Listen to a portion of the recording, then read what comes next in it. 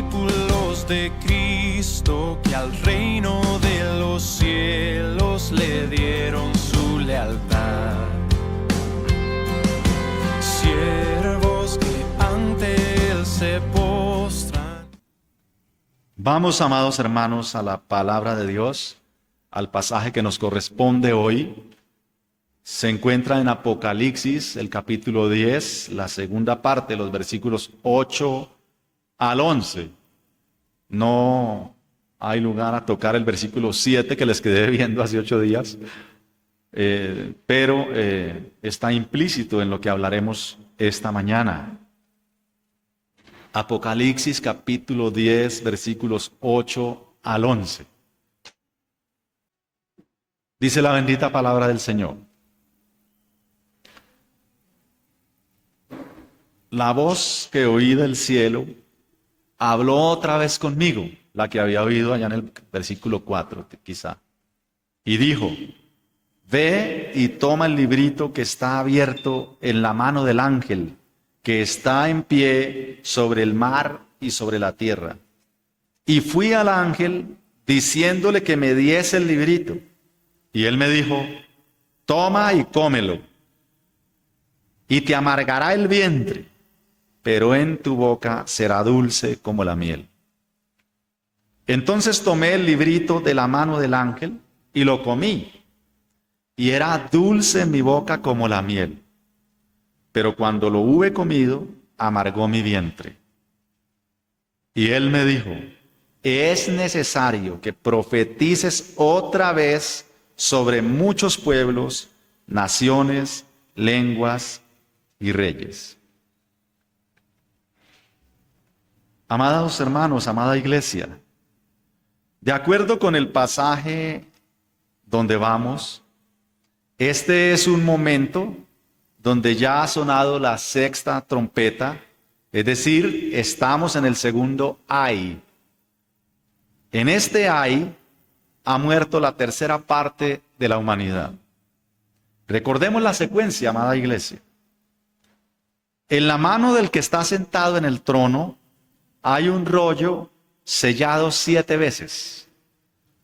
Nadie era digno de tomarlo y romper sus sellos, y menos de leer y mirar lo que había dentro del rollo. Permítanme detenerme acá para explicar un poco e ilustrar un poco la forma como se solía hacer. Ellos tomaban el documento, lo iban enrollando un poco, ponían un sello, eso quedaba como cónico, ¿no? Ponían un sello, luego enrollaban otro poquito, ponían otro sello, enrollaban otro poquito, ponían otro sello, enrollaban otro sello, vamos 4, enrollaban otro poquito y enrollaban otro poquito, etc. Y luego terminaban el rollo y ponían o digamos, más bien al revés. El primero no era el primero, sino el segundo, y luego ponían el último, que venía a ser realmente el primero que había. El sello era como cera. O sea, para abrir el rollo había que romper el rollo. No había manera de quitarlo y luego volverlo a pegar. Es decir, era una manera de asegurar los documentos de tal forma que si alguien no podría ocultarlo. Una vez abierto, quedaba abierto y no podía volver a cerrar. Entonces se detectaba que alguien había leído el documento. Ese es el rollo que está en la mano del que está sentado en el trono. Y no hay nadie digno de romper esos sellos, mucho menos de mirar o leer lo que había dentro del documento. No había nadie digno. Por lo que Juan lloraba mucho. Así que uno de los ancianos consuela a Juan y le dice que hay uno que ha vencido. Juan, no te preocupes, hay uno que ha vencido, y ha vencido para venir a tomar el rollo y romper sus sellos. Él es digno, él venció.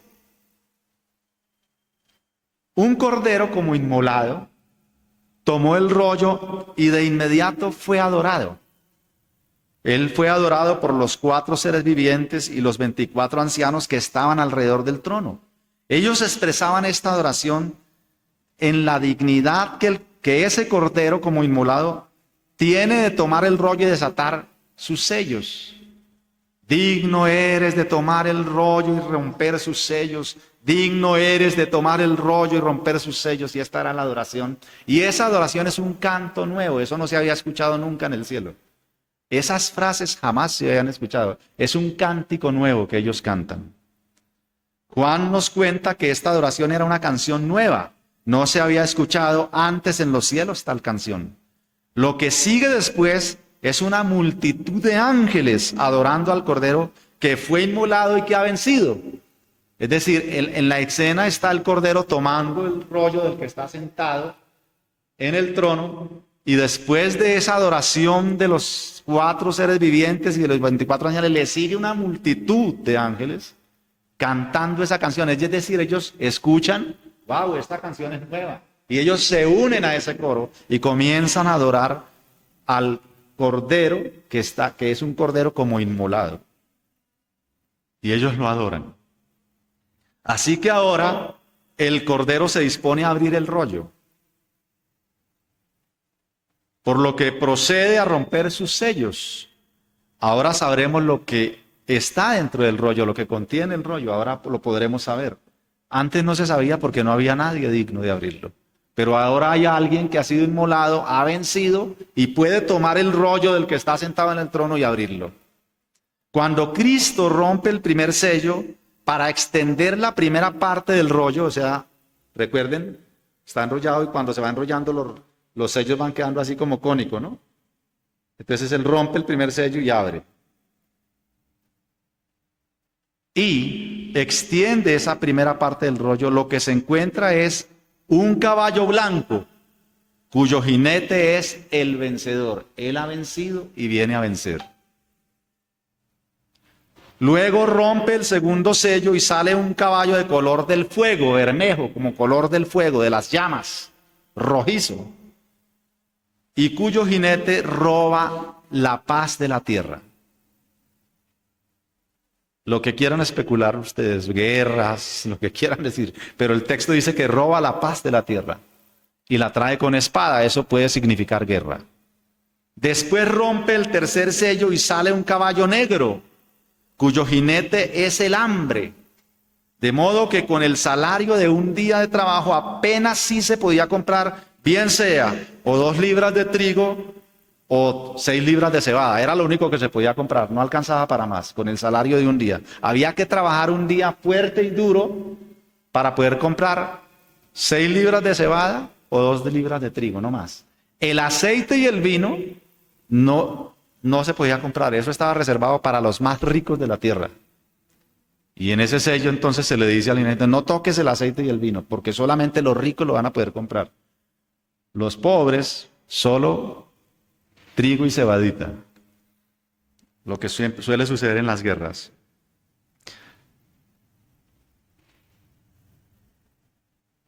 Seguidamente Cristo abre el cuarto sello y sale un caballo amarillo, cuyo jinete es la muerte. De modo que ahora afectará la cuarta parte de la humanidad. Un cuarto de la humanidad va a ser afectado. Habrá guerras, hambres, mortandad y animales salvajes atacando a las personas. Luego el Cordero abre el quinto sello y lo que se aprecia es a los mártires que han dado sus vidas por la causa de Cristo. Ellos son consolados, son vestidos con vestiduras blancas. Y se les llama a tener un poquito más de paciencia, porque ya van a ser vengadas sus vidas. Enseguida Cristo rompe el sexto sello y sucede que todo el cosmos se estremece y los hombres tiemblan y se esconden ante la ira de Dios. Ellos anhelan que los montes caigan sobre ellos, porque la ira de Dios se ha desatado. Ante la llegada del día de la ira de Dios, contenida en este sello, hay una pregunta. Ese capítulo termina con una pregunta, estoy en el capítulo 6. ¿Quién podrá sostenerse en pie? Así termina el capítulo 6. La respuesta a esta pregunta la recibirá Juan en el capítulo 7. Hay una gran multitud que nadie puede contar de todas las naciones, tribus, pueblos y lenguas. Y uno de los ancianos le dice a Juan que estos son los que han lavado sus ropas y las han emblanquecido en la sangre del Cordero. Así que ellos están alrededor del trono, esa gran multitud. Ya no solamente es una multitud de ángeles, sino ahora hay una multitud de personas, de seres humanos, que han emblanquecido sus vidas, sus almas, con la sangre del Cordero. Se han vestido de ropas blancas y pueden estar alrededor del trono adorando. Allí está la respuesta a quién podrá sostenerse en pie. Están en eso y entonces tenemos a millones de ángeles y millones de todas las tribus, lenguas y pueblos de la tierra adorando. Pero luego, en esa adoración, sucede algo impresionante, sucede algo tremendo. Cristo abre el séptimo sello y esa multitud de seres, tanto angelicales como humanos, que están adorando en ese momento ahí, y el sonido es como el sonido de muchas aguas, es un estruendo poderoso, porque si nosotros acá, que somos unas, mal contadas, que unas 12 personas, ¿sí?, nos pusiéramos de acuerdo y entonáramos una canción, se alcanzaría a oír cuántas cuadras, unas 2, una cuadrita, pero bien entonado, bien cantado. Y ahora piensen ustedes en millones de ángeles que quizá pueden cantar sin tomar aire, y millones de personas unidas en un solo coro, en una sola canción, cantando: digno eres de tomar el rollo, Cordero Santo, aleluya, te adoramos, digno eres de tomar el rollo. Y se oye, es como un estruendo, como una voz potente. Y está el cielo entero en eso, cuando de repente el Cordero Santo abre el séptimo sello. Y esa multitud de seres queda totalmente en silencio. Hay un tremendo silencio. Ese silencio se extiende por media hora. La adoración es interrumpida. El silencio es largo y dura media hora casi, o alrededor de media hora. Lo cual es impresionante, es un contraste impresionante. El tema, hasta ese momento, como lo podemos observar, es la adoración. Para eso somos salvos nosotros. Aquí lo hacemos quizá, torpemente. Pero, hermano, ven, canta. Llega al culto temprano para que alcances a cantar con nosotros. Ven a adorar, porque tú has sido salvo para eso. ¿O qué crees que vas a ir a hacer en la eternidad? Todo el tiempo admirado, todo el tiempo adorando. Vamos a estar absortos con la belleza de la santidad de Dios. Hay hermanos que dicen: nos vemos allá, hermanos, allá. No, hermano, a mí no me interesa verte. O sea, sí. ¿Me estoy haciendo entender? O sea, yo no voy a tener tiempo de hablar contigo. Yo voy a estar absorto, maravillado, contemplando la belleza de la santidad de Dios y el rostro de quien quiso amarme, de quien quiso morir en una cruz, y voy a pasármela toda la eternidad adorándolo, conociéndolo, descubriéndolo, maravillándome cada vez más de Él. No hay tiempo de que hablemos algo allá. ¿Se entiende lo que estoy diciendo? Es decir, es una adoración continua, ¿sí?, extemporánea, o sea, sin tiempo, no está sujeta a tiempo. De hecho, la palabra continuo ya es imprecisa, pero el lenguaje de nosotros es limitado. Así que esa adoración, ese silencio, esa adoración es interrumpida y hay un gran silencio al sonido de la séptima trompeta. En silencio, 7 ángeles están de pie ante el Señor y se les entregan 7 trompetas. Y mientras un ángel con un incensario que contenía las oraciones de los santos toma fuego del altar y lo deposita en ese incensario y lanza ese incensario a la tierra, los 7 ángeles en ese momento están dispuestos, se disponen, se ponen en posición para tocar las trompetas. Y ese es el séptimo sello. Son las 7 trompetas. Al sonido de la primera trompeta, la tercera parte de la vegetación es quemada con un granizo que viene mezclado con fuego y sangre. Es decir, el primer manifestación de juicio es la cuchara, el sustento de la humanidad y de los animales, porque gran parte de los animales se sostienen es con la vegetación. Y la tercera parte de esa vegetación va a ser quemada. Esto nos recuerda, por supuesto, cómo fue devastado Egipto cuando su vegetación fue quemada con granizo y ellos pues comenzaron a sufrir hambre, necesidad, comenzaron a sentir el impacto de esto. Al sonido de la segunda trompeta, la tercera parte de las aguas del mar se convierten en sangre y muere la tercera parte de todo lo que vive en el mar, y también son afectados los barcos que en ese momento están en alta mar. Esas naves marinas son afectadas con esta segunda trompeta. Luego, al sonido de la tercera trompeta, fueron amargadas la tercera parte de las aguas de los ríos y las fuentes de las aguas, o sea, es decir, el agua dulce. Primero fue el mar, el agua salada, ahora es el agua dulce de la tierra. Y son afectadas al sonido de la tercera trompeta. Son amargas, ajenjo, ahí en eso, sabe a feo. Después suena la cuarta trompeta y fue herida la tercera parte, es herida la tercera parte de los astros, de modo que no hubiese luz en la tercera parte del día y la tercera parte de la noche. Es afectado el sol, es afectada la luna, son afectadas las estrellas, son afectados los planetas. Esto sucede con la cuarta trompeta. Enseguida de esto, un águila vuela y rechina.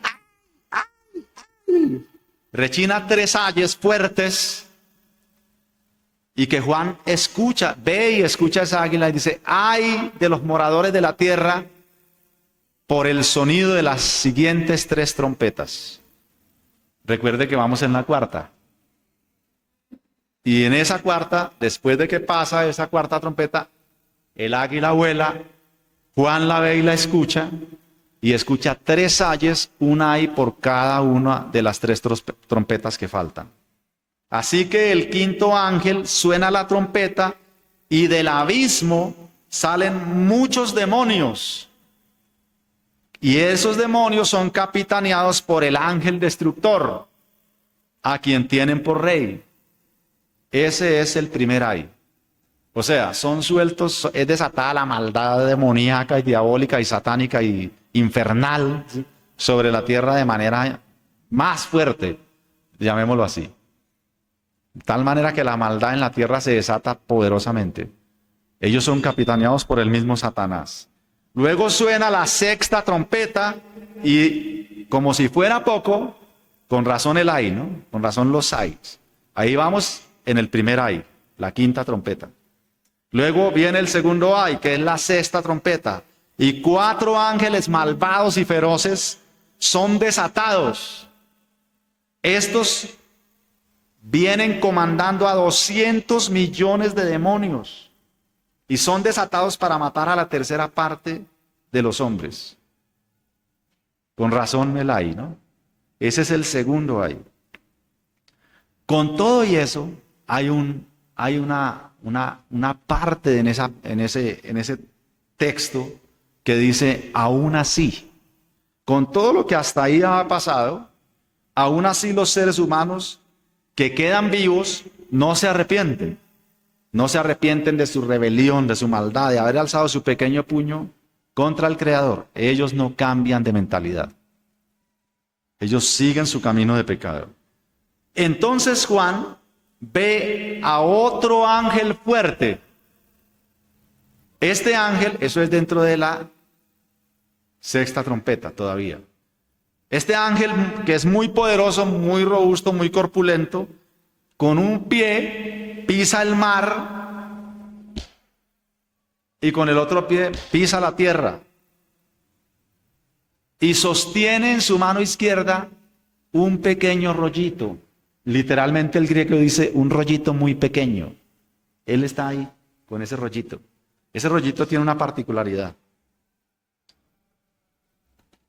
Juan escucha la tremenda, la tronante voz de Dios, pero cuando él se dispone a escribir lo que oyó en esos 7 truenos, que es perfección, la voz de Dios tronante y fuerte, él se dispone a escribir, se le impide hacerlo y se le ordena sellar las palabras de los 7 truenos. Es decir, Juan, sella estas palabras, lo que les expliqué de los sellos. ¿Sí? Nadie las puede saber. El único que pudo conocer eso fue Juan, que entendió claramente el mensaje y lo iba a escribir, pero no se le permitió hacerlo. Entre tanto que sucede eso, el fuerte ángel levanta la mano derecha. En la mano izquierda está sosteniendo el rollo. Ese rollo tiene una particularidad. Y él levanta la mano derecha hacia adentro del cielo. Es decir, tiene total dominio porque viene representando al Señor. No es el Señor, pero representa de manera exclusiva y especial al Señor, que tiene el dominio en el cielo, en las aguas, en el mar y en la tierra. Tiene el dominio sobre toda la creación. El cielo, el mar y las aguas es el concepto de universo en la mente judía. Dios tiene el dominio de todo el universo. El tiempo se ha cumplido, es un juramento solemne que hace este ángel cuando levanta la mano para jurar solemnemente. Y el juramento que hace es, con gran solemnidad, es este. El tiempo se ha cumplido, se acabó el plazo. El ángel dice que tan pronto suene la 7ª trompeta, el misterio de Dios se consumará. Ese misterio lo podemos conocer nosotros porque Cristo en su misericordia nos lo concede saber. ¿Sí? Cristo viene, Maranata. Ese es un misterio para la iglesia. Nadie lo espera, nosotros sí. Cristo viene, amados. Así que antes de que suene la 7ª trompeta, Juan debe tomar de la mano del ángel el librito, comer el librito, saborear el librito y comunicar el mensaje del librito. Esto tiene un sentido de urgencia. Es urgente que lo haga, es rápido, porque es rápido. Ya casi suena, ya va a sonar. En ese lapso de tiempo hay que hacer todo eso. Tomar el librito, comer el librito, saborear el librito y luego predicar el librito. Y ese librito tiene algo muy especial.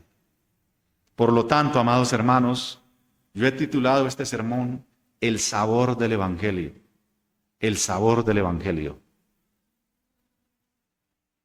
Y no me voy a demorar mucho. La introducción fue larga porque los puntos son cortos. Recibiendo el Evangelio, comiendo el Evangelio, saboreando el Evangelio y predicando el Evangelio. 4 aspectos he visto en nuestro pasaje. Nuestro primer aspecto es recibiendo el Evangelio. Nuestro segundo aspecto es comiendo el Evangelio. Nuestro tercer punto es saboreando el Evangelio. Y nuestro cuarto punto es predicando el Evangelio. Miremos, hermanos, despacio y tranquilos porque son corticos los puntos. Yo voy a acabar muy rápido hoy. Recibiendo el Evangelio. Lean conmigo el versículo 8. La voz que oí del cielo habló otra vez conmigo y dijo: ve y toma el librito que está abierto en la mano del ángel que está en pie sobre el mar y sobre la tierra. Ve y toma el librito que está abierto. Es decir, ese rollo pequeñito no estaba sellado. Su sello estaba roto. Es un misterio develado, revelado. El librito está abierto. Ese misterio ya fue revelado. Amados hermanos, de nuevo Juan escucha la misma voz que ya había escuchado en el versículo 4. Juan dice que la voz viene del cielo. Es quizá la voz del que está sentado en el trono o la voz del Cordero. En todo caso, hay una orden allí. Y la orden es: ve y toma el librito. En el griego, el sentido de esto es que Juan se mueve de su lugar. Juan no está pasivo. Juan está viendo al ángel y él está desde un punto de la tierra mirando. Es que hace 8 días, se me va la grabación, ¿no? Hace 8 días, estoy tentado a coger el micrófono. Hace 8 días, Juan estaba en la tierra y hace 15 estaba en el cielo, en sus visiones, ¿no? En sus visiones. No me interpreten como algo literal, sino en sus visiones. Yo no sé, como dice Pablo, si es literal no lo sé, si es visión no lo sé, si es un sueño no lo sé. Pablo dice de sí mismo cuando estuvo en el tercer cielo, dice, si fue en el cuerpo no lo sé, si fuera del cuerpo no lo sé. Eso es lo de menos. Lo que queremos significar aquí es que en la visión de Juan, cuando ve ese ángel fuerte, ese otro ángel fuerte, él en ese momento está en la tierra.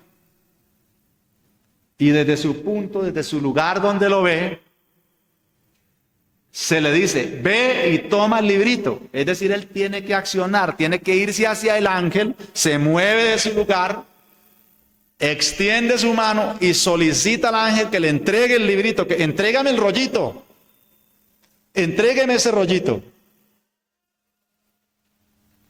La criatura de barro ha sido seleccionada por Dios porque a Dios le plujo, le complació, Él quiso hacerlo porque esa es su perfecta y santa voluntad, depositar el precioso tesoro en vasos de barro, en pequeñas criaturas contrastadas con los tremendos seres que Él tiene creados en sus lugares celestiales.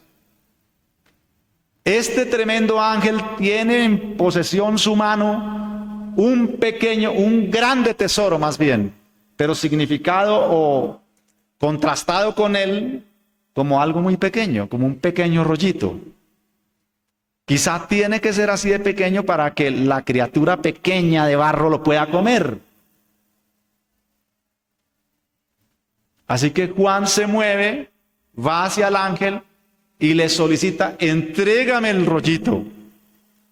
En griego literal, pequeño rollito. Así, rollito, no dice rollo, rollito.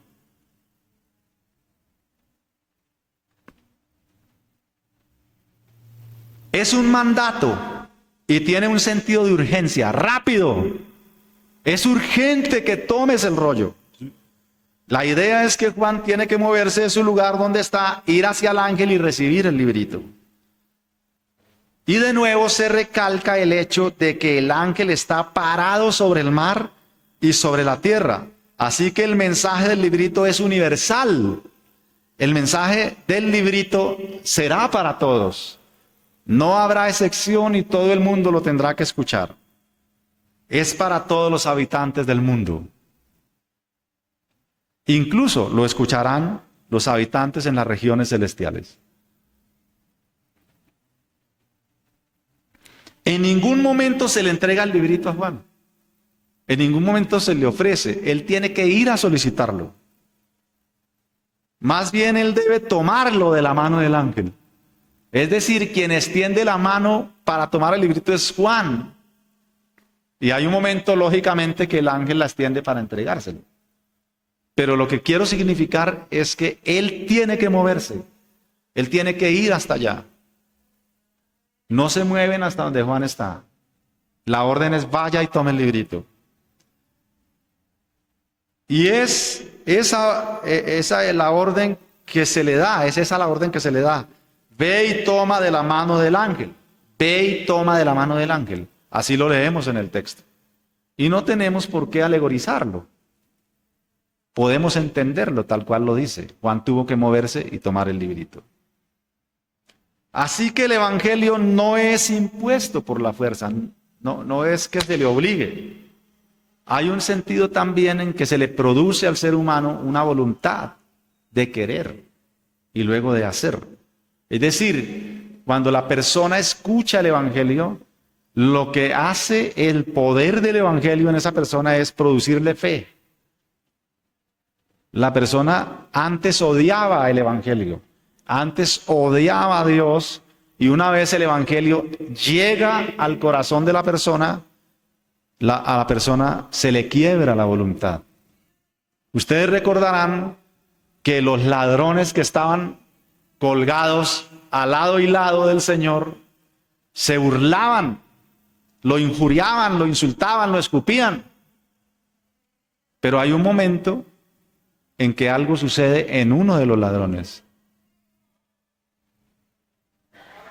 Y él recibe el poder del Evangelio porque nada menos ni nada más que el Evangelio en ese momento le estaba siendo predicado, le estaba siendo representado gráficamente. Él estaba viendo el Evangelio, estaba en medio del Evangelio.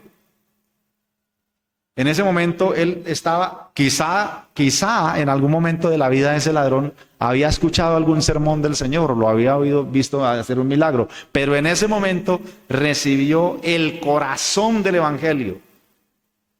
Porque toda la Biblia se puede resumir en una sola palabra. ¿Alguien me la quiere decir? Escriban. Expiación. Expiación. Ese es el Evangelio. Así que ese ladrón estaba en medio de la expiación. Un cordero como inmolado. Es lo que ve Juan. Expiación. Y entonces el poder del Evangelio le produce a ese ladrón fe. Le produce fe. Y él reconoce su horrible condición de pecador. Y lo expresa diciéndole al otro: nosotros estamos aquí justamente porque somos unos miserables ladrones, unos miserables pecadores. Pero este es inocente.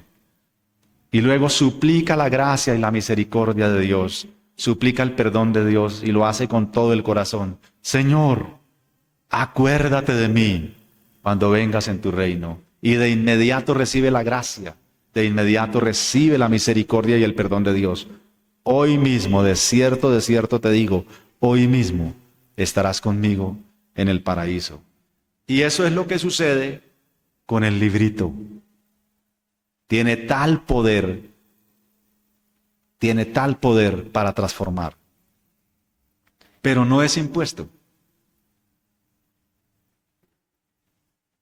No es impuesto. Está siendo predicado.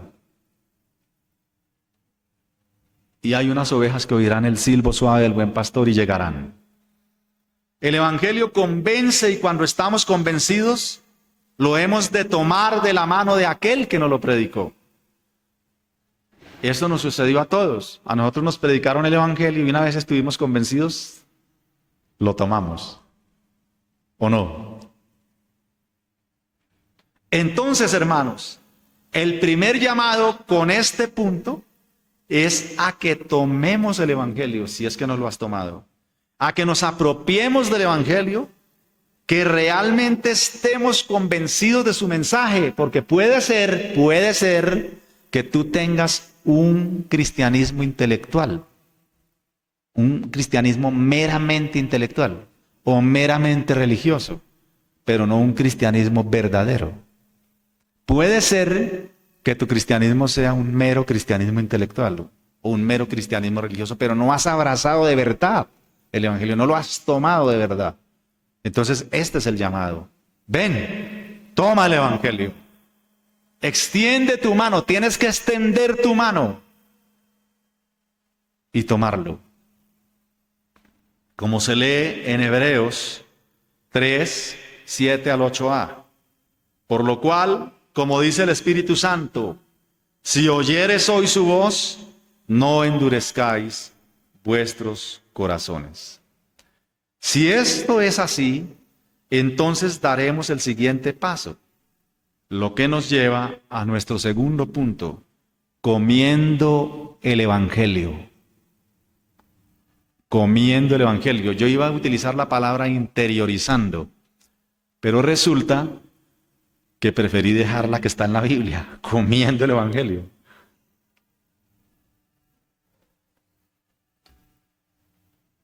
Lean conmigo el versículo 9, hermanos amados. Y fui al ángel, diciéndole que me diese el librito. Y él me dijo, toma y cómelo. Ya pasamos por el tomar, ¿no? Por tomando el Evangelio. Ahora cómelo. Y te amargará el vientre, pero en tu boca será dulce como la miel. Amados hermanos, El mandato que se le da a Juan de comer el libro es muy parecido a lo que se le manda a Ezequiel. Así lo leemos en Ezequiel 2, 8 al 3, 4. Mas tú, hijo de hombre, oye lo que yo te hablo. No seas rebelde como la casa rebelde. Abre tu boca y come lo que yo te doy. Y miré, y he aquí una mano extendida hacia mí, y en ella había un rollo de libro, y lo extendió delante de mí, y estaba escrito por delante y por detrás. Y había escritas en él endechas y lamentaciones, y ayes. Me dijo, hijo de hombre, come lo que hayas, come este rollo, y ve y habla a la casa de Israel. Y abrí mi boca y me hizo comer aquel rollo, y me dijo, hijo de hombre, alimenta tu vientre y llena tus entrañas de este rollo que yo te doy. Y lo comí, y fue en mi boca dulce como miel. Luego me dijo, hijo de hombre, ve y entra a la casa de Israel y habla a ellos con mis palabras. Comiendo el Evangelio. Así que después de la visión que tuvo Ezequiel del trono glorioso y de los querubines, Dios le dice a Ezequiel que lo está enviando a un pueblo rebelde y duro de corazón. Es en ese momento que Dios le dice, abre tu boca y come lo que te voy a dar. De modo que aparece una mano sosteniendo un rollo escrito por ambos lados, con lamentos y endechas y ayes. La mano se dirige hacia Ezequiel y abre el rollo. Ezequiel come el rollo hasta quedar lleno, queda saciado, come hasta quedar saciado, y el sabor le es dulce a su paladar. Luego Ezequiel es enviado a predicar, y esta tarea le resulta dura, le resulta amargo profetizar. Profetizar no es, en buena medida, no es una tarea muy grata, es una tarea amarga. Juan, al escuchar la voz que le ordena ir al ángel y tomar el libro, obedece de inmediato. Pero cuando toma el libro de la mano del ángel, éste le dice que lo coma, lo cual Juan hace. Hermanos, no basta con solo haber oído el Evangelio. No basta con solo que tú vengas y oigas la predicación. Eso no basta. No te engañes. Hay veces tendemos a pensar que ahorita cuando se acaba el culto, bueno, ya vinimos, ya cumplimos. Y sale uno como descansado, como tranquilo. ¿No les pasa? Bueno, ya. No, eso no es suficiente, hermanos. ¿Me hago entender? O sea, por nuestra pecaminosidad, tenemos una tendencia a pensar que ya vinimos a la iglesia, ya cumplimos. Y salimos tranquilos, frescos, a hacer, posiblemente, nos olvidamos del día del Señor y del Señor, y comenzamos a pensar en otras cosas. Pero no nos engañemos. No basta con haber oído el Evangelio. Es necesario interiorizarlo, es necesario meditarlo, es necesario experimentarlo, es necesario comerlo. Es necesario que el Evangelio sea nuestro alimento, nuestro sustento. Es necesario digerirlo, es necesario profundizarlo. ¿Se está entendiendo? En este sentido figurado de comida, Pablo le habla a los Gálatas y les dice, ustedes todavía toca darles leche, poniendo el sentido figurado del Evangelio como una comida, en este caso una bebida que es la leche. Pero Pablo quiere darles frijoles con garra. ¿Pero qué sucede si a Samuel le damos un plato de frijoles? Todavía no ha cumplido los 3 meses. Pues lo vamos a matar. ¿Sí? Así que el Evangelio es una comida progresiva, llamémoslo así. Es decir, estamos hablando de madurez espiritual, de crecimiento, de entendimiento, de conocimiento. ¿Se entiende lo que estoy diciendo? Está bien de vez en cuando un vasado de leche. Pero tú a tus 40, 60 y tantos años, es bueno que comas frijoles, carne, pescado, que comas papitas, platanitos, yuquita, verduritas, frutas. ¿Me hago entender? Hay que profundizar el Evangelio, hay que comerlo, hay que digerirlo, hay que llevarlo hasta el vientre. Y en eso quisiera también detenerme un poquito, porque hay una figura de profundidad en el ser.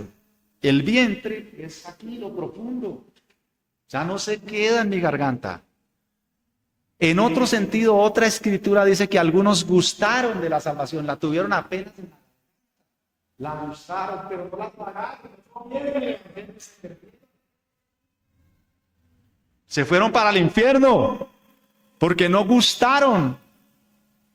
O sea, no tragaron el evangelio. Entre otras cosas, porque en el griego esta palabra come es devora, traga. ¿Se entiende? Es decir, que ahora estemos personalmente involucrados y comprometidos con el contenido del librito. Algunos solo lo ojean, solo vean su pasta, solo ven la forma del libro, pero no lo comen. En sentido figurado, para traer esto a una práctica, a una aplicación práctica, hay quienes tienen el Salmo 91 abierto en su casa todos los días, pero no saben qué dice el Salmo 91. Y mucho menos qué significa, qué interpretar de ese salmo, cómo aplicarlo. Porque si no saben qué dice, quiere decir que no lo leen. Y si no lo leen, pues cómo lo van a entender, cómo lo van a llegar a estudiar algún día. Entonces tienen el librito, pero no lo han comido. Comer el libro, engullir el libro, significa conocer el libro. Lo que se traduce en tener intimidad, tener comunión con su contenido. Y eso era lo que Juan tenía que hacer. Recuerden que Apocalipsis es un libro de alto contenido figurativo. Entonces, no tendría sentido si nosotros interpretamos que Juan comió el libro, pero ¿qué podría significar eso? Si no es conocer el contenido del libro. Juan tuvo que asimilar bien el contenido del mensaje. El contenido del mensaje divino. Tuvo que asimilarlo bien. Tuvo que hacerlo suyo, apropiarse, hacerlo su pasión, sin importar si sus oyentes lo creerían o no. ¿No le pasó esto a Noé? ¿O es que era fácil predicar de un diluvio cuando nunca había llovido? Han pasado los años, han pasado el tiempo, y decirle a la gente que Cristo viene puede llegar a ser cada vez más difícil. La gente cada vez es más incrédula, pero ¿cuándo? ¿Cuándo va a venir? Llevan 2000 años diciendo lo mismo. He escuchado a algunos que me han respondido eso.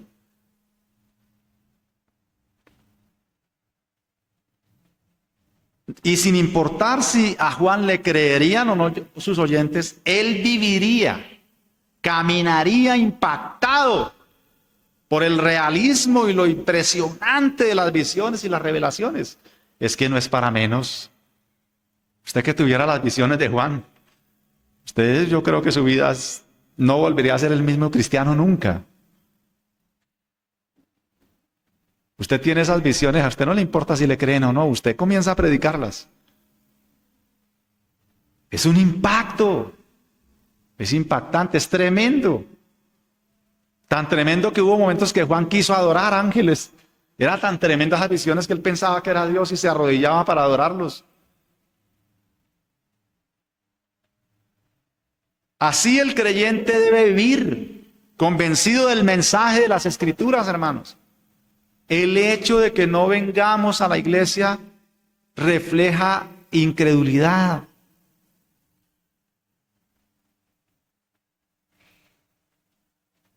Claro que yo sé que esto debe ser para los que no vinieron, pero ¿qué hago? Debo predicarle a los que vinieron. O sea, tu forma trivial de tomar las cosas es incredulidad, hermanos. Es que no has creído bien. El Señor regaña en repetidas ocasiones a sus discípulos por incrédulos. Hombres de poca fe, les dice. No han comido, no han asimilado bien, no han entendido, no han profundizado, no han interiorizado, no han digerido bien. Y Pablo regaña a los Gálatas. Y dice, a ustedes todavía les cae pesado. Cuando hablamos de cosas profundas del Evangelio, todavía se indigestan, todavía se escandalizan. Y no están preparados entonces para lo que viene, para el siguiente punto. O el último, mejor, de este sermón. El creyente debe vivir convencido del mensaje de las Escrituras, debe comer el libro, debe alimentarse del Evangelio de Dios. Y sin importar si alguien lo cree o no, el creyente debe vivir, caminar, respirar por las palabras de Dios. Las palabras de Dios son su alimento más importante. A propósito de comida, que esta mañana estábamos hablando de comida con mi esposa. Las palabras de Dios son el alimento más importante. Como lo dijo el mismísimo Señor respondiendo a Satanás cuando éste le tentaba en el desierto. Mateo 4, 3 al 4. Y vino a él el tentador y le dijo, si eres hijo de Dios, di que estas piedras se conviertan en pan. Y Cristo le respondió, escrito está, no solo de pan vivirá el hombre, sino de toda palabra que sale de la boca de Dios. Ese es el alimento más importante, hermanos. Hace unos años yo era ayudante de un señor que se dedicaba a la pintura al duco, llamémoslo así, pintura de casas, no de carros. Y por esa época él tenía un contrato de pintar el Banco Popular en el centro de Bogotá, pero allá solo se podía trabajar de noche. Así que él me pidió que le ayudara y yo estuve una noche ayudándole y él me dijo, ayúdeme hoy, que tenía algo urgente. Yo me quedé esa noche, ese día, y luego me dijo en la tarde, ayúdeme esta noche. Y yo no había dormido nada. Y yo me quedé esa noche dentro del banco, porque solamente se podía trabajar de noche, ayudándole a pintar. Hubo momentos en la noche que yo me despertaba con la cabeza en el muro, porque yo no había dormido, llevaba 2 noches sin dormir. Lo cierto es que al otro día, cuando salimos, él me dice, eso era por la Jiménez, y él me dice, camina y comemos algo. Vamos a alimentarnos de un alimento poderoso, me dijo así. Y yo dije, ahorita viene un caldo con costilla, viene tremendo alimento. Y llegamos a la Quinta con Jiménez, donde está CLC. Y allá tienen en un vidrio, en una vitrina, una Biblia gigante así abierta. Y nos paramos ahí y había una lectura y yo no recuerdo, el hambre y el sueño era tal que yo no recuerdo lo que leímos ese día. Pero él me dijo, lea conmigo. Y yo leí y luego yo esperaba que él me llevara a desayunar o algo. Y me dijo, listo. Y yo, ¿qué? Me dijo, acabamos de desayunar, me dijo así. En ese momento, pues claro, mi necesidad era física, pero la necesidad de Cristo también. Hoy han pasado los años y entiendo lo que él me quiso decir. Ese es el alimento más importante. Ese es el alimento vital. El alimento sin el cual tú no te puedes quedar. No desayunes, pero lea la palabra de Dios, coma el libro. ¿Me hago entender? Estoy predicando que ustedes no deben comer, que no deben desayunar, almorzar o cenar. No. Estoy por ahora desestimando eso para darle brillo al librito, para que entiendas que debes comer el librito. ¿Me estoy haciendo entender, amados? Ahora, hermanos, cuando el ángel le dice a Juan que coma el libro, en el griego se lee con una forma imperativa. Es decir, es urgente y debe hacerlo ya. No hay espera, el tiempo se ha agotado. El plazo se cumplió, debe comerlo ya. Además, no es comer simplemente, como dije antes, sino que es comerlo totalmente, es devorarlo, es tragarlo por completo, comerlo con determinación. Esto indica que Juan debería tener una completa asimilación del contenido del libro, hermanos. O sea, cuando tú llevas años en el Evangelio y en la iglesia, ya no tienes excusa. Ya debes conocer el librito. Debes asimilarlo, debes entender lo que ese libro dice de pasta a pasta. Pero si no es así, hoy debes arrepentirte, hoy debes pedir perdón y rogar al Señor su misericordia. Ahora, comer el libro trae consecuencias. O sea, no es que tú comes el libro y quedas igual, no, eso te va a cambiar. Eso trae consecuencias. A Juan se le ha dado una advertencia. El libro tiene dos sabores. Y por supuesto esto nos lleva a nuestro tercer punto. Saboreando el Evangelio. Saboreando el Evangelio. Lean conmigo el versículo 10. Entonces tomé el librito de la mano del ángel y lo comí. Y era dulce en mi boca como la miel. Pero cuando lo hube comido, amargó mi vientre. Saboreando el Evangelio. ¿Recuerdan el título del sermón? El sabor del Evangelio. Esta es la centralidad. El sabor del Evangelio. Amados hermanos, la palabra de Dios es dulce al paladar de los que la aman y de los que la guardan.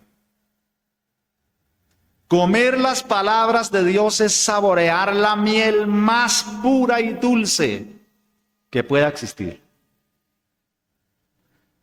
Tanto Juan como Ezequiel experimentaron esa dulzura, cada uno en sus revelaciones. Y nosotros podemos experimentar esa dulzura en esta revelación. Desde Génesis 1:1 hasta Apocalipsis 22:21. Allí hay un panal de miel impresionante, que tú puedes pegarte a ese panal y ser alimentado tremendamente. Tu vida nunca será la misma. Para Juan es dulce recibir las revelaciones de los misterios de Dios y lo que tiene designado para los hombres. ¿Cómo no? ¿Cómo no va a ser dulce eso? Nosotros viendo algunas series con mi esposa decíamos, pero tan chévere que era que Moisés entraba y preguntaba, ¿no? Cuando llegaron estas 5 mujeres a preguntarle, oiga, pero es que queremos la heredad y no sé qué, Moisés le dice, espera un momentico, pregunto. Y él entraba, le preguntaba al Señor y salía y le decía, sí, el Señor me dijo que sí. Tan chévere, ¿no? Que eso fuera así para todas las decisiones de nuestra vida, ¿no? Recibir esas respuestas como hablar cara a cara, como hablaba Moisés con el Señor Jesucristo. Y entonces, ¿cómo no va a ser dulce recibir una respuesta, una revelación de esas? La palabra de Dios es dulce, es la revelación de Jesucristo para nuestros días. En cuanto a la dulzura de la palabra de Dios, leemos en los Salmos. Por ejemplo, Salmo 19, 8 al 11 dice, los mandamientos de Jehová son rectos, que alegran el corazón. El precepto de Jehová es puro, que alumbra los ojos. El temor de Jehová es limpio, que permanece para siempre. Los juicios de Jehová son verdad, todos justos. Deseables son más que el oro y más que mucho oro afinado. Y dulces más que la miel y que la vestidura, y que la miel y que la que destila del panal. Tu siervo es además amonestado con ellos y guardarlos y en guardarlos hay grande galardón. Ahora el Salmo 119, 103. Cuán dulces son a mi paladar tus palabras, más que la miel a mi boca. Los dichos del Señor, la palabra de Dios, las palabras del Santo, a los creyentes y a los que le aman, son dulces como la miel, incluso cuando hay regaño, incluso cuando Él lo está regañando a uno. Aún así, uno anhela y dice, Señor, háblame. Cuando tú vienes a la iglesia y cuando llega el momento de la predicación, ¿tú qué dices? ¿Tú cómo oras? Señor, háblame. Abre mi entendimiento, yo quiero conocer, yo quiero entender, yo quiero saber, yo quiero asimilar, yo quiero comer, yo quiero digerir, yo quiero ser alimentado con tus palabras dulces como la miel. Aunque me regañes, aunque me amonestes, aunque me llames la atención, aún así es dulce tu palabra. Aún así sigue siendo grata. Aún así siento que estás conmigo, que no me has dejado porque me estás regañando. O sea, no soy ignorado. Tienes los ojos sobre mí. ¿Me estoy haciendo entender? La palabra de Dios es dulce al creyente. Es sumamente grata. Es sumamente grata. Así que para nosotros es un gozo, un privilegio, un honor tener las palabras de Dios. Sin embargo, hay un momento en que puede ser un sabor amargo. Quizá cuando no estamos en plena comunión con Dios por nuestros actos pecaminosos. Entonces nos parece que la palabra de Dios pierde su dulzura, como que ya no, el pecado nos aleja de ella. Tengo una Biblia que se llama Hombres de Valor. Y en la primera página tengo escrito lo siguiente: este libro te apartará del pecado, o el pecado te apartará del libro. Quisiera escribir eso en todas las primeras páginas de las Biblias que tengo. Voy a ver si lo hago. Pero la tengo escrita en esa Biblia. Este libro te apartará del pecado, o el pecado te apartará del libro. Por supuesto que la frase no es mía. Yo no sé de quién sea, me la regaló un amigo que estaba en el seminario de Cali por aquella época. Me la escribió, él tenía una letra muy bonita y le dije, escríbame esta frase, y él me la escribió en la Biblia. Así que el pecado nos aparta del librito. El pecado hace que nosotros no queramos orar, no queramos leer la palabra, no queramos venir a la iglesia, no queramos a Dios, porque el pecado nos aleja de Dios. ¿Se entiende? Cuando tú estás muy pecaminoso en la semana, no, eso significa solo una cosa: no has orado mucho. Hubo un momento en que la iglesia, no recuerdo bien la historia, en un lugar era perseguida. Y ellos tenían un lugar en el bosque donde se reunían secretamente. Yo después les consigo bien la historia, pero quiero traer este pedazo para lo que quiero significar. Así que ellos se reunían secretamente en el bosque para orar, para leer el librito. Y eso hacía que cada uno venía como de su sitio, y poco a poco al tiempo se fueron formando senderos. Cuando tú caminas por el campo, por un pastal, continuamente lo que va a suceder es que se va formando como un caminito, ¿han visto? Un senderito, y queda marcado en el pasto. Así era en el bosque. Sucede que cuando alguien deja de caminar por ese sendero, la maleza va tapando el sendero. Así que cuando algunos de esos hermanos dejaban de ir al bosque a orar y de repente llegaba, la frase que le decían al hermano era: hermano, hay rastrojo en tu camino. Eso significa, has dejado de venir a orar, de venir a comer el librito. Hermanos, pregúntate, ¿hay rastrojo en tu camino? En la oración, en tu oración personal, en tu oración, ¿hay rastrojo en tu camino? En la lectura de la palabra de Dios, en el estudio bíblico, ¿hay rastrojo en tu camino? ¿El sendero se está borrando? Solo pregúntate.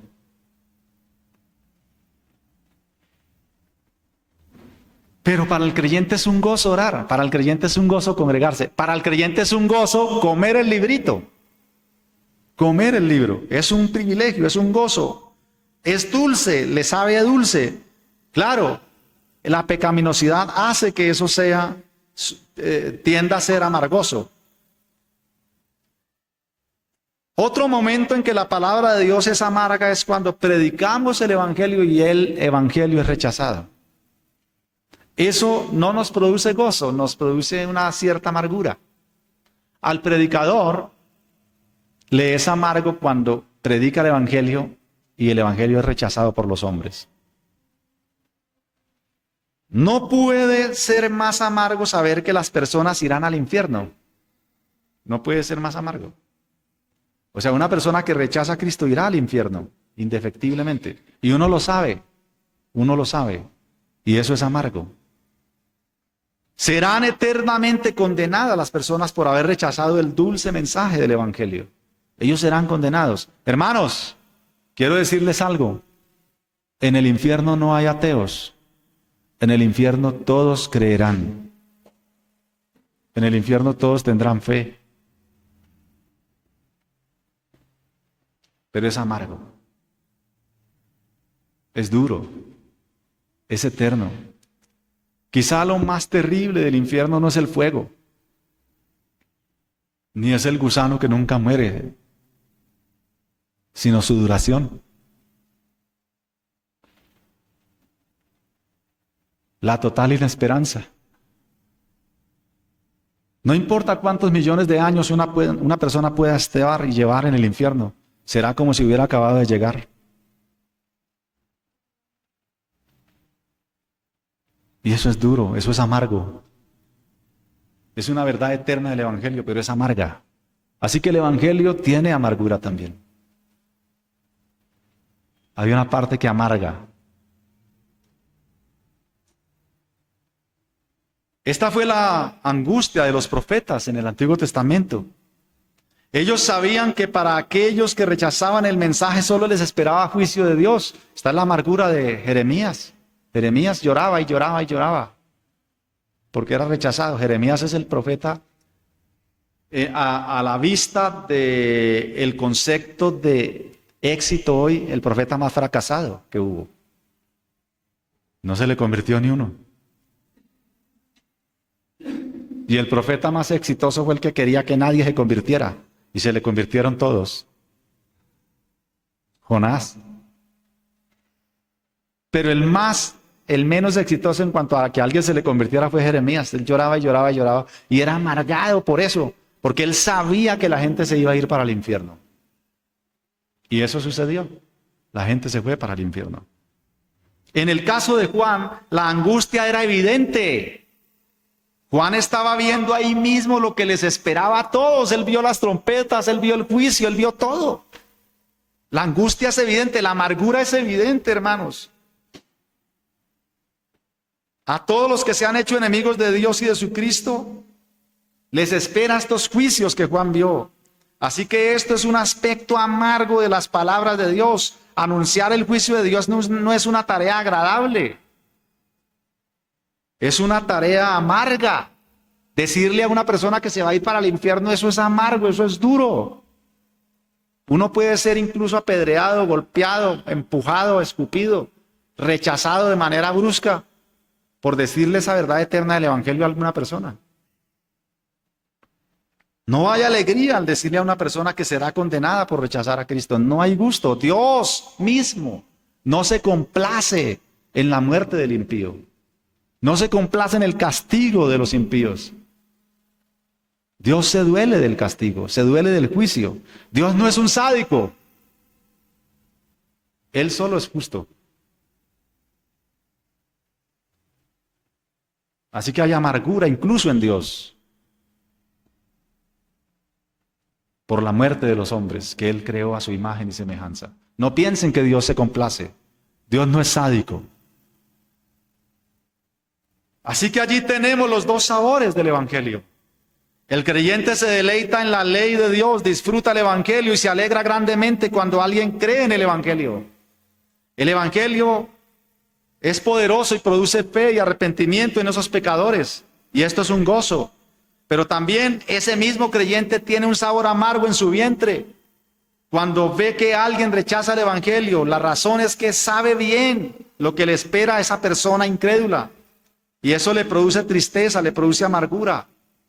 Por lo cual, oramos fervientemente para que Dios salve a las personas cuando predicamos. Hermanos, ya os lo he dicho antes, que cuando predico en la iglesia, predico con fe, que le hablo a personas salvas. Pero cuando predico en la calle, tengo la conciencia de que le estoy hablando a muertos y les predico con la esperanza que el Evangelio los traiga a la vida.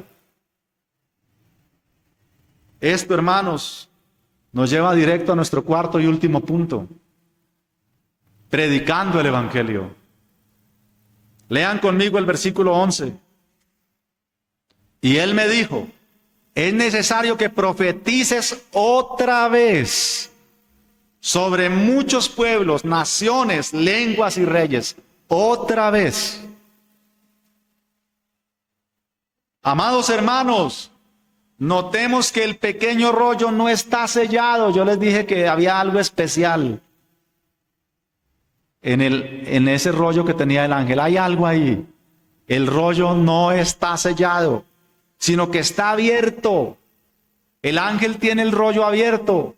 Es decir, el mensaje puede ser leído, puede ser conocido, puede ser pregonado, puede ser predicado, puede ser profetizado. Un rollo sellado indicaba que no había llegado el tiempo para que fuese conocido su contenido. Había que guardarlo con la finalidad de que su contenido fuera un secreto y que solo fuese abierto en el futuro. A contrario senso, hermanos, un rollo con el sello abierto indica que lo revelado ya debe compartirse con todos, porque el tiempo ha llegado. De manera, hermanos, que antes que suene la final trompeta, el Evangelio debe ser predicado en todo el mundo, a todas las naciones, a toda criatura. Esto debe hacerse con un sentido de urgencia, hermanos. No le predicamos a la gente congraciándonos con la gente. No estamos jugando. No estamos haciendo algo por ocupar nuestro tiempo. Estamos predicando con urgencia. Estamos llamando con urgencia, con desespero, con vehemencia, diciéndole a la gente que si no se arrepiente, que si no cree en Cristo, irán al infierno. Y esto es una realidad, es una verdad.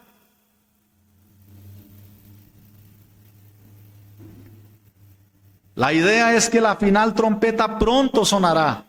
Y entre tanto que suceda, el pregón del Evangelio es una imposición, es imperioso, es una imperiosa necesidad. Escuchemos lo que el ángel dice. Es necesario. Vuelvan al versículo 11. Es necesario. Es una imperiosa necesidad. Es necesario otra vez. La predicación del Evangelio no es opcional, hermanos. Y estoy refiriéndome a ti.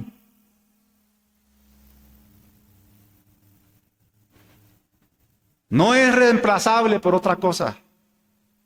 El Evangelio no es irreemplazable. Hay quienes lo han reemplazado en los púlpitos por psicología, por charlas motivacionales, por palabras lisonjeras. Es necesario predicar el Evangelio otra vez. Es necesario volver a las Escrituras y predicarlo otra vez. Hacerlo en la calle, hacerlo en las casas, hacerlo en las empresas, hacerlo en los parques, hacerlo en los centros comerciales, hacerlo en las cárceles, hacerlo en los colegios, hacerlo en las iglesias.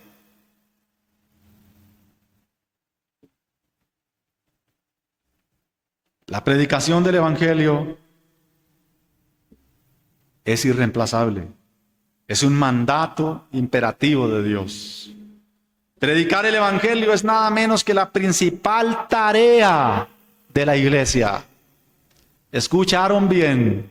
La principal tarea que tú tienes en esta tierra es predicar el Evangelio. Todo creyente posee el don natural de anunciar el Evangelio a todos los que lo rodean.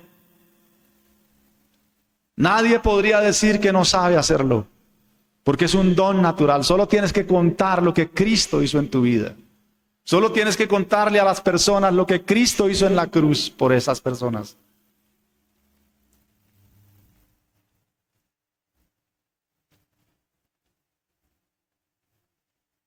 Dije que todo creyente posee el don natural de anunciar el Evangelio a todos los que lo rodean. Anunciar el Evangelio debe ser tan natural para el creyente como respirar.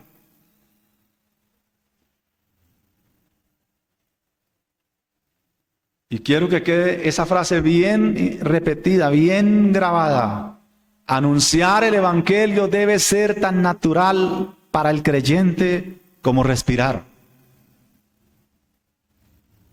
Si tú no estás anunciando el Evangelio, no estás vivo.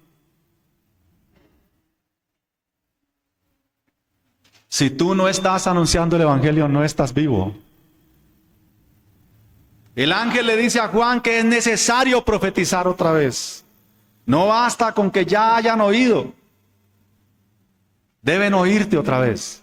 Debes ir otra vez y predicarles. Es necesario que oigan otra vez, por si quizá crean esta vez el Evangelio, por si quizá se arrepientan esta vez y Dios los perdone quizá. Anuncia con vehemencia, predica, pregona el Evangelio con pasión. Eso debe ser tu vida. Lo demás es secundario. Ir a la fábrica a trabajar es la excusa, pero tu tarea real es predicar.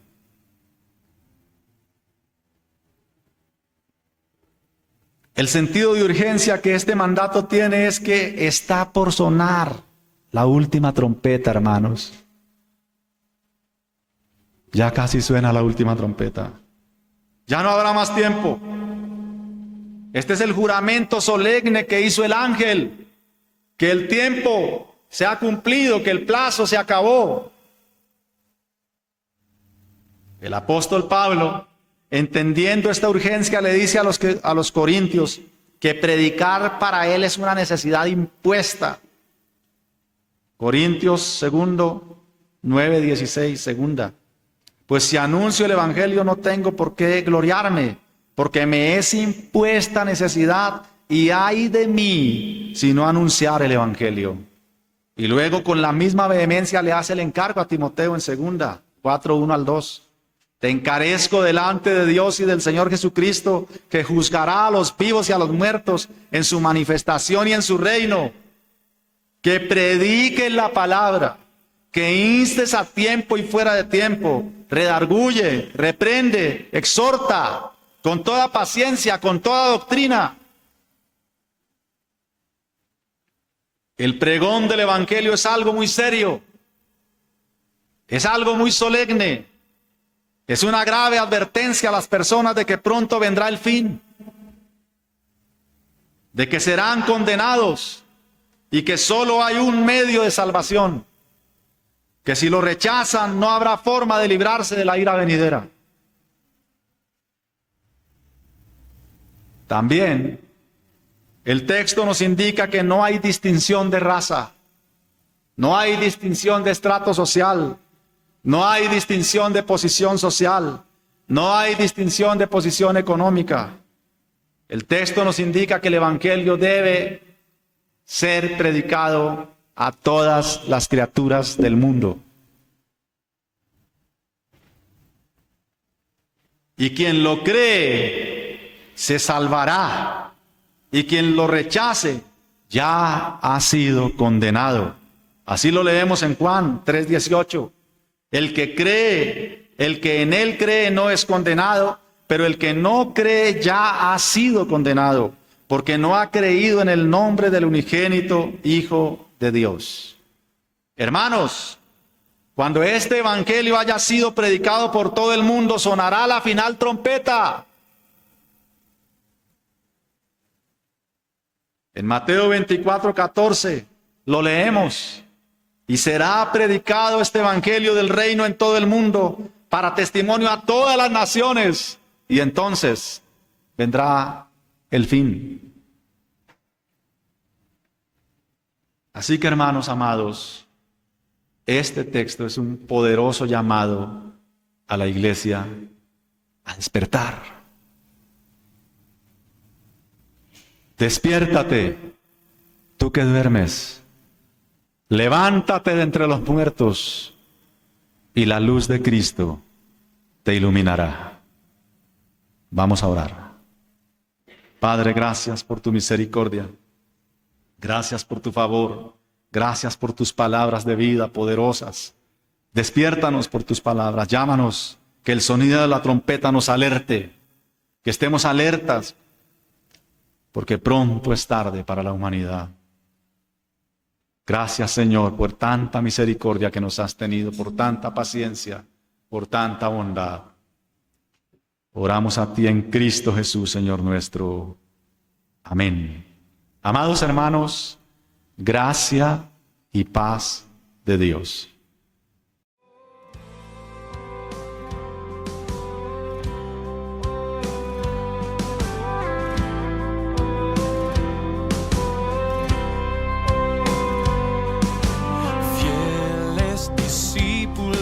De Cristo, que al reino de los cielos le dieron su lealtad.